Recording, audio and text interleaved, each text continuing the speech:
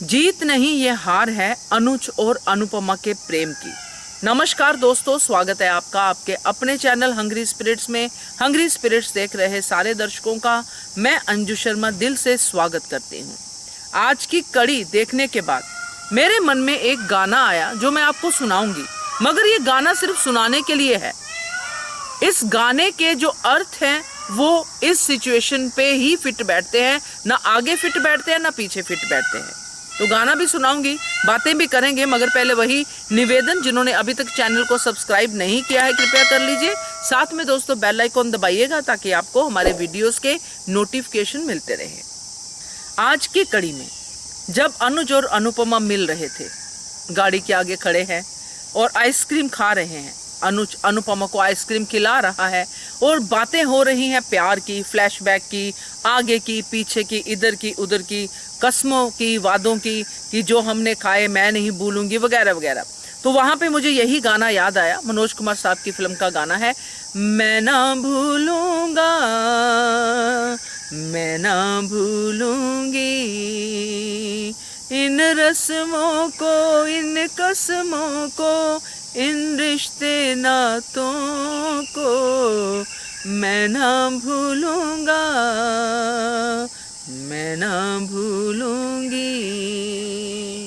Situation के हिसाब से तो गाना बिल्कुल परफेक्ट था कि दोनों यही बातें कर रहे हैं, मगर दिक्कत यह है दोस्तों कि उस फिल्म में ये गाना तब था जब शादी नहीं हुई थी, प्रेम था। प्रेम में जो भी आगे कस्में वादे होते हैं कि हम शादी करेंगे, एंगेजमेंट होगी वगैरह वगैरह, उसमें जो चीज़ें होती हैं उसमें ये गाना था कि ये प्रेम नहीं भूलेंगे हम लोग। मगर यहाँ पे चीज़ें थोड़ी अलग हैं। यहाँ पे सब कुछ है मगर सिर्फ ये दोनों कमज़ोर हैं, इनका प्रेम कमज़ोर है। अब ये कहना पड़ेगा क्योंकि जो प्रेम एक छोटी सी गेंद जो माया नाम की गेंद है उससे ही ऐसे बिखर जाए कि दोनों के मिलने का कोई स्कोप ही ना रहे, तो वो कैसा प्रेम। अनुपमा ने खुद अपने शब्दों में कहा कि हमारा प्रेम कांच का था, ऐसा ही कुछ कहा था, जो एक ही गेंद से टूट गया, बिखर गया। तो ये कैसा प्रेम, किस बात के ये वादे, किस बात की ये कस्में। अनुज कहता है कि मैं अपने आप को दर्द देना चाहता हूँ, मैं ये सब करना चाहता हूँ ताकि मैं दर्द में रहूं। तो अनुपमा को तो दर्द होगा ही। अगर तुम अनुपमा को दर्द नहीं देने की बात कर रहे हो तो तुम्हें अभी ये फैसला लेना चाहिए कि मैं माया के साथ कुछ अलग से ट्रीट करूंगा, उस गिल्ट को अलग तरीके से खत्म करूंगा, मगर मैं अनुपमा को और दर्द नहीं दे सकता हूँ। तो जो अनुपमा के साथ गलत कर रहा है अनुज, उसका गिल्ट कहाँ और कैसे पूरा होगा। सिर्फ ऐसे ही पूरा होगा कि अनुपमा सामने से सबमिसिव होकर उनको बोलती रहेगी कि अनुज आपकी कोई गलती नहीं है, अनुज आपकी कोई गलती नहीं है। तो क्या अनुपमा के 10 बार कहने से अनुज की गलती नहीं रहेगी। ये कैसा प्रेम है जो एक हवा के झोंके से ही तितर बितर हो गया। तो ऐसे जो हवा के झोंके हैं ये अभी आए हैं तो आगे भी आएंगे।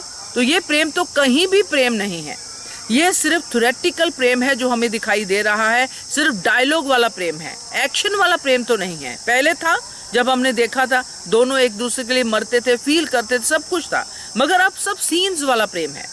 अब सब सीन को सुंदर बनाने के लिए ये प्रेम दिखाया गया है। अनुपमा का रोना, एक्टर अच्छे हैं, हमें सबको पता है, हम सब ने देखा है, दोनों बहुत अच्छे हैं, दोनों बहुत अच्छे करेक्टर थे, मगर अब दोनों के करेक्टर भी नीचे गिर गए हैं।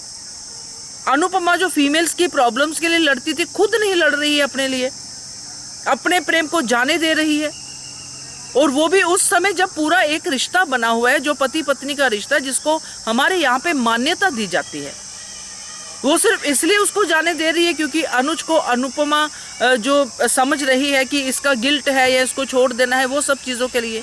तो ये कैसा प्रेम है।